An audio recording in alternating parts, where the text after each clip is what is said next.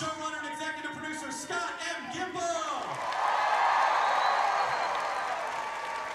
Also, executive producer and writer Robert Kirkman. Executive producer Gail Ann Hurd. Executive producer David Albert.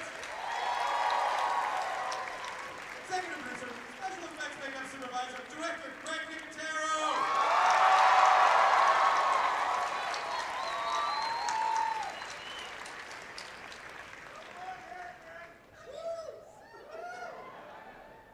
Welcome to see you guys. Scott, let's start, because we have a lot of stuff to get through. Let's start with the obvious. As far as we know, everyone was in a train car the last time we saw. Yes. I don't know why the termites thought it was a good idea to put all of them in the same train car, but they did. You'll see. And so what is happening at this point? Do they ever make it out of the train car? Well, here's the thing. Do they ever make it out of the train car? You know what, I'm not going to answer that.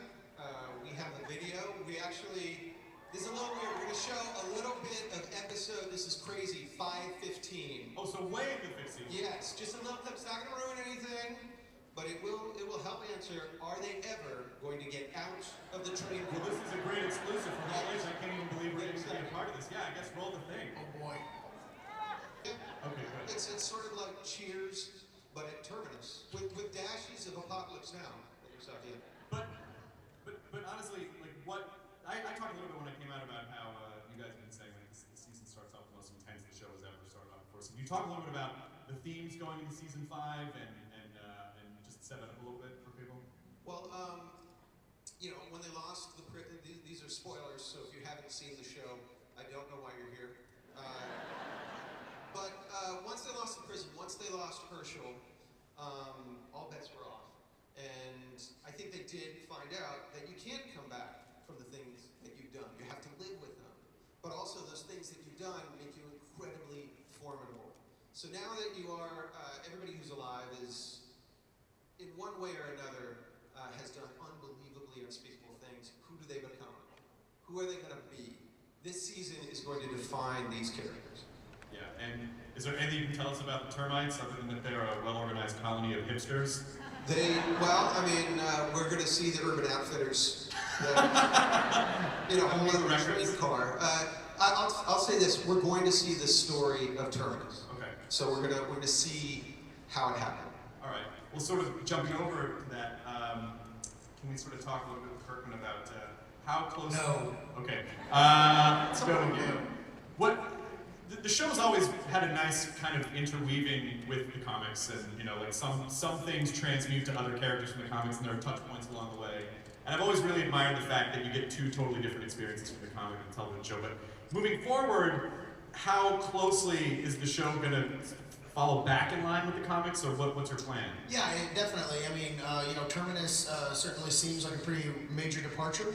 But I can say that, very quickly, early on in the season, we're going to start getting back on track of, dealing with some more comic book events. And, while this will be a season, same as the other seasons, where, there are things that we use and things that we don't use and things that we adapt directly and things that we change a lot, I think that, this is probably a season that's going to, be pretty close to the comics. I think at the end of the day, there's a lot of comic stuff that we're going to be bringing in. So there's a lot of things that you guys who can read the comics are really excited about seeing that I think we're going to get to this season. So there's going to be some cool stuff ahead. And so where are since everyone's in the train car as far as we know. And always in the train car. So it's all going to be changed so that it takes place in the train car. One whole season in the train car. Shot live. Do it. Stream it. 24 hours. What happens, where's everyone's head at, do you think, once they get into the train car? And, Rick seems to be, after he bit that guy's throat out, spoiler, Rick seems to be, not just old Rick, but, mega kung fu grip Rick.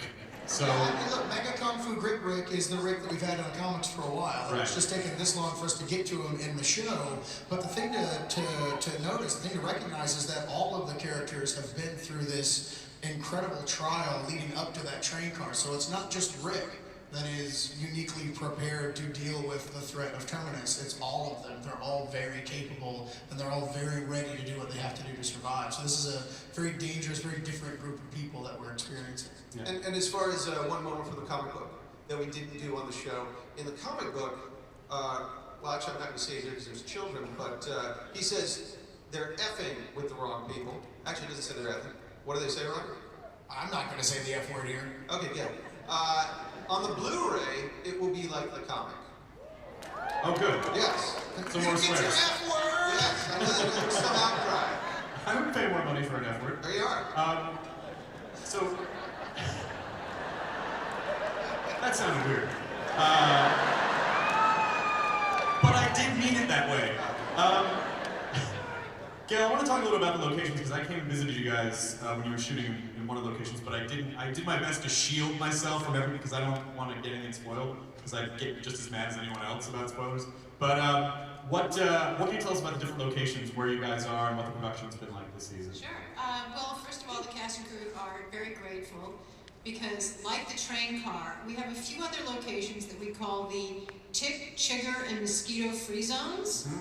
You might call them suburbia and urban settings, Right. but that's not what we call them. Right. And, you know, some might possibly, maybe be inspired by the comic book. So those of you who haven't read the comic book yet, now's a good Read the time to comic start. book. Oh, please do. Thank you, Gail. That was awesome. Where can I get them, Robert? You can get them everywhere, but your local comic shop is the best place. I remember when I first started doing Talking Dead, and I was really nervous that I didn't know if you liked what I was doing. I go, am I doing a good job? And you go, I don't care what you're doing. You mentioned the comic book. That's good for me.